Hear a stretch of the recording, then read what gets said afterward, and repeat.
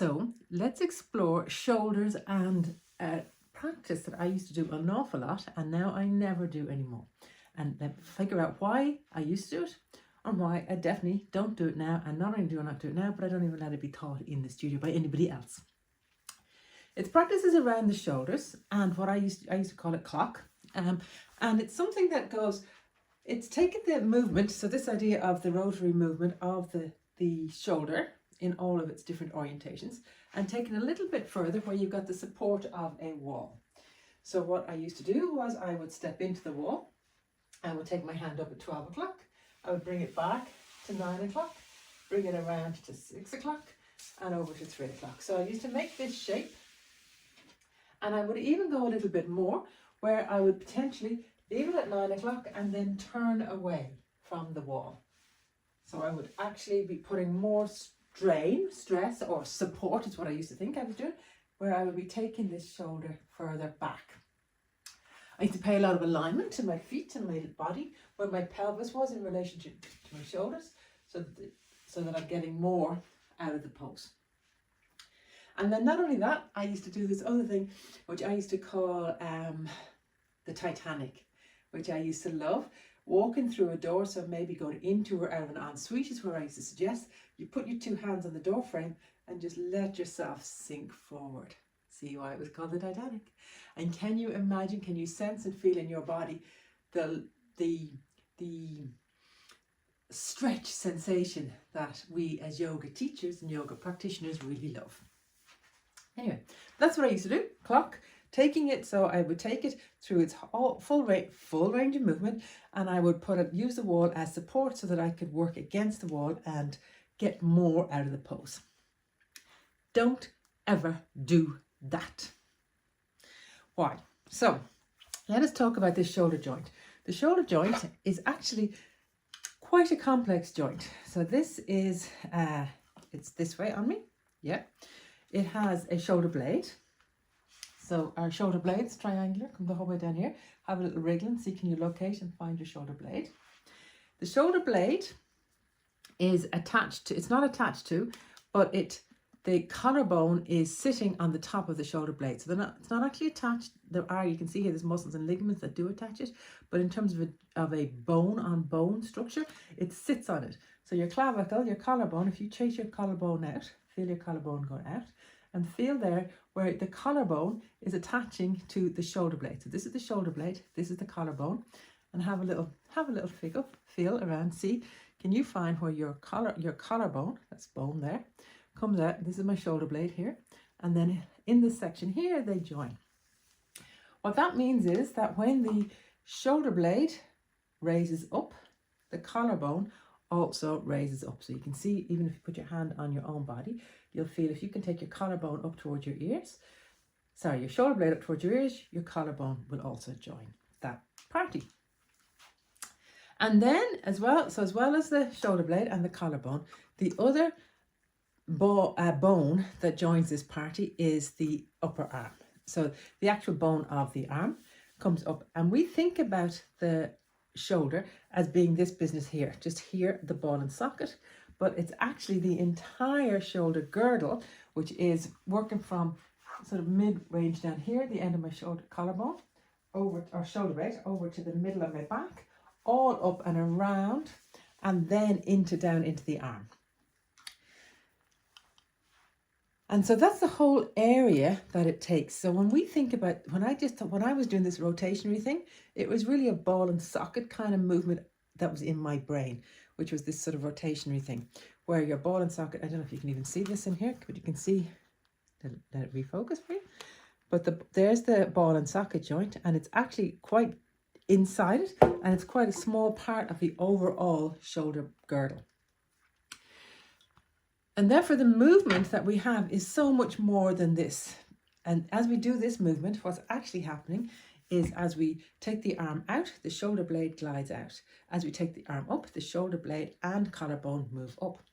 As the shoulder blade comes down, as the shoulder comes forward, the arm comes forward, the whole shoulder girdle comes forward.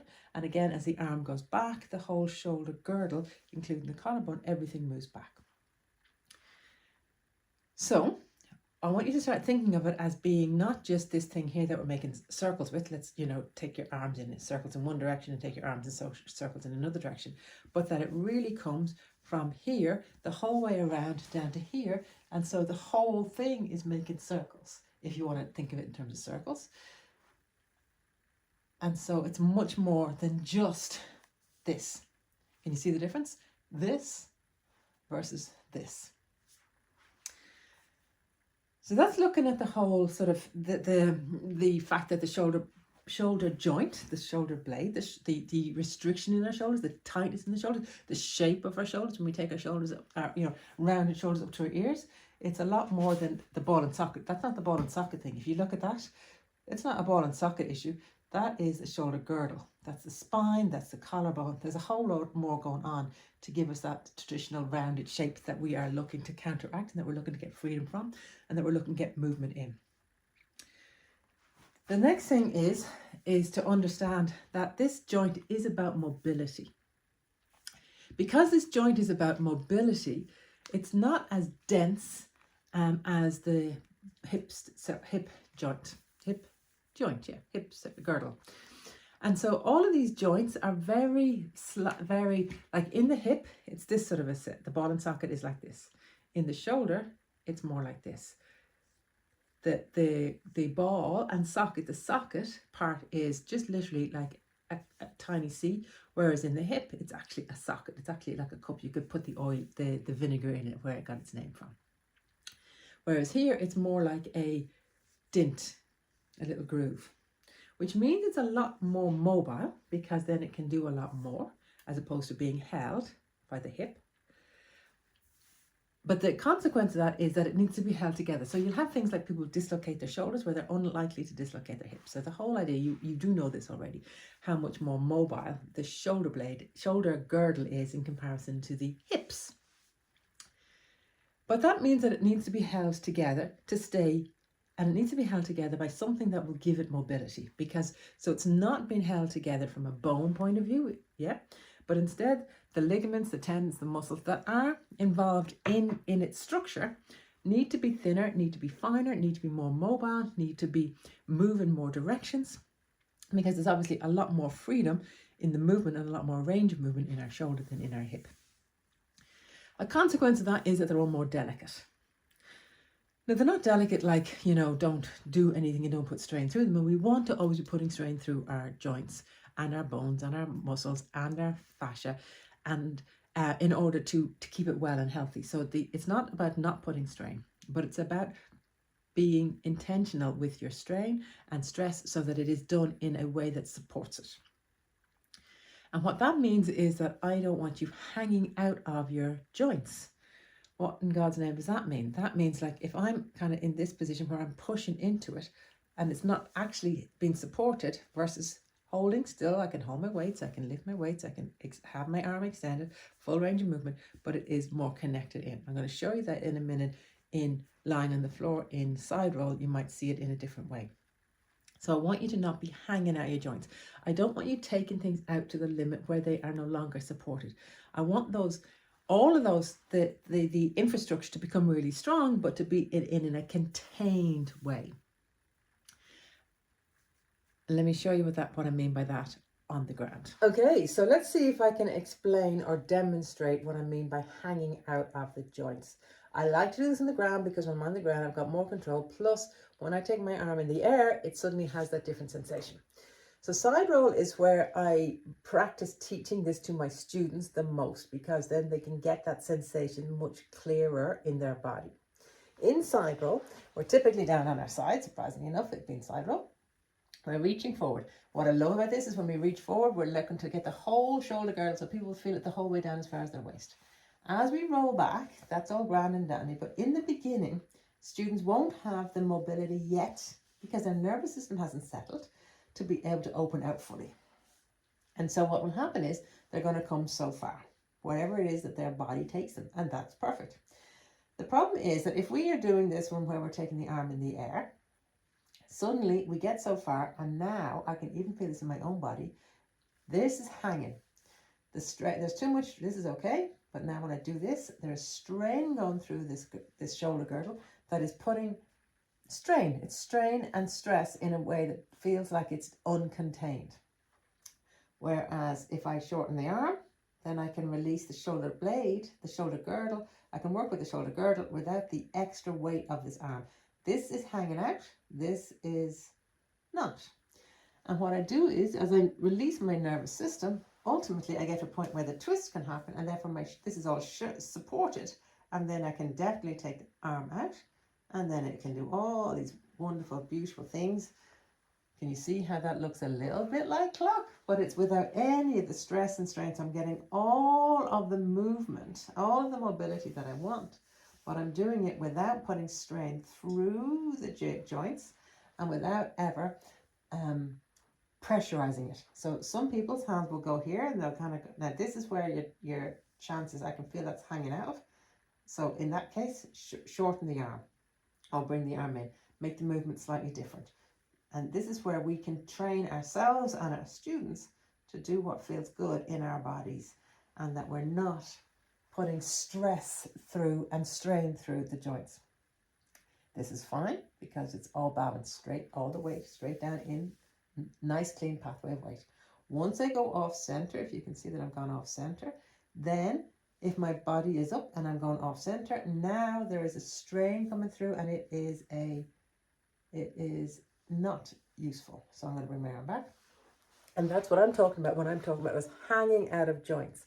That these joints are really important and both strong and delicate. So we don't want to be destabilizing them and hanging out of them. And then the other part of it is the nervous system. And so we really need to be working with the nervous system all of the time.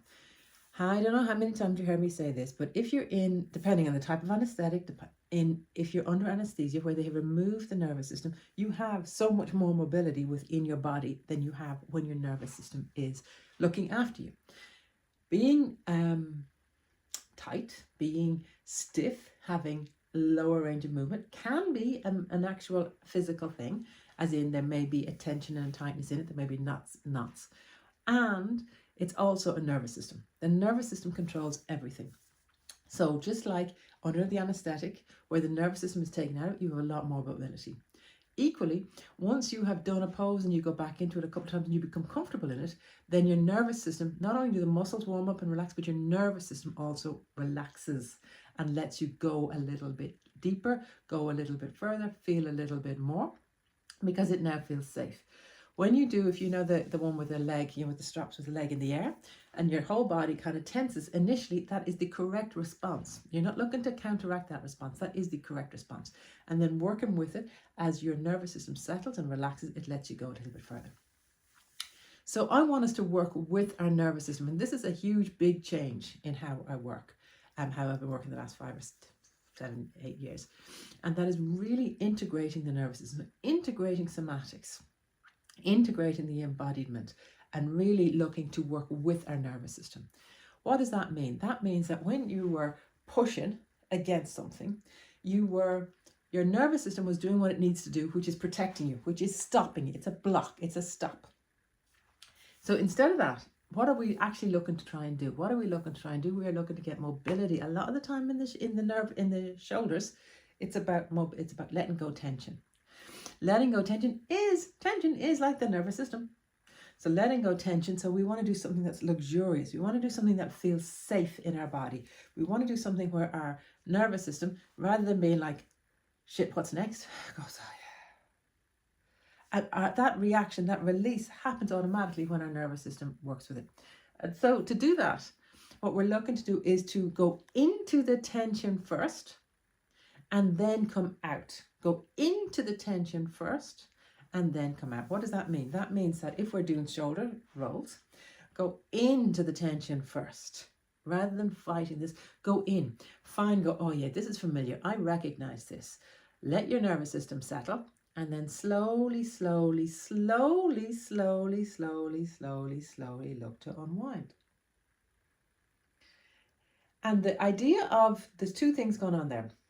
First, we're going with the way our nervous system wants, and then gradually, slowly, slowly bringing it to where it is that we want the physicality of our body to be. The second thing we're doing is we're repatterning our neural network.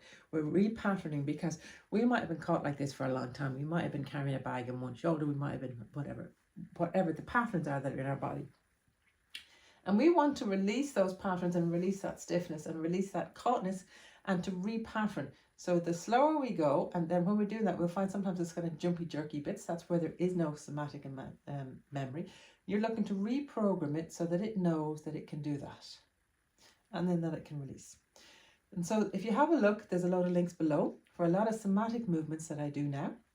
They involve taking the whole shoulder girdle and then sliding and gliding it back this way, taking the whole shoulder girdle down and then sliding and sliding back, taking the whole shoulder girdle in the opposite way and sliding and gliding. Then that's for your release. Then we also do ones where we're looking at building strength.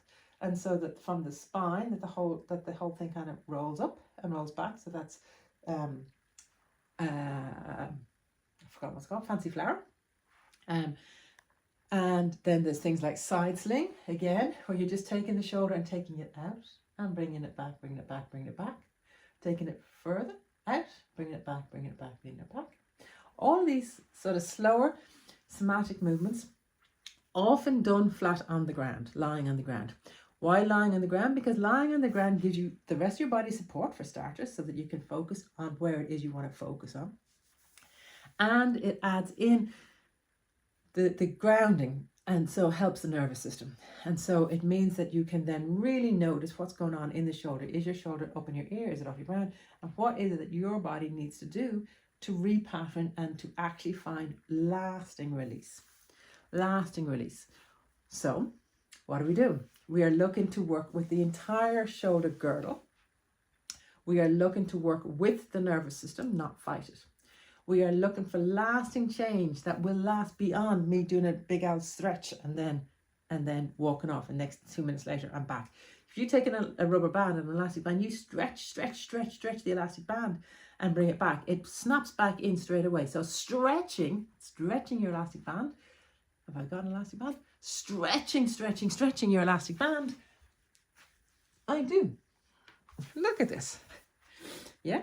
You stretch your elastic band, stretch. As soon as you let it go, it snaps back into its pattern, into its habit. Stretch until it snaps back into its habit. And worse still, if you manage to stretch it so much that it stays stretched, it has lost all its elasticity and it typically breaks. And that's what we're looking to avoid. That's the third thing we're looking to do, is to avoid breaking, avoid injuring ourselves or injuring our students or getting our students to injure themselves by overstretching, by hanging out of joints, by putting pressure, uncontained pressure. We want to put stress and strain through our body, but in a contained, controlled way, so that, like I say, don't go into a pose unless you can get out of it. It's all about, so that we're not looking to damage any of these ligaments or any of the little, give ourselves injuries in the shoulder blade, or to make the shoulder blade destabilized. What will probably not happen in a class is that they will get that injury in the class. What actually happens is they get micro tears. They get micro tears every time that they're putting stress in through an uncontained joint. Particularly here, they will make these little micro tears or micro pulls in the fascia and in the ligaments, in the connective tissue. And then it's losing its ability to be contained. Then they're going to, pull up. I was going to say pull up potatoes. I don't know why I'm thinking of people picking potatoes. But they're probably taking shopping out of the bag or lifting away or going to do something where they're not in full alignment. They no longer got the support and containment in their shoulders. And that's when they're going to seriously extra damage it. But we will have set them up for that injury with the micro tears that we are encourage them every time we suggest that they hang out of a joint or that they put uncontained strain through their shoulder joint. There's loads of things we can do instead. Have a look at all the videos below.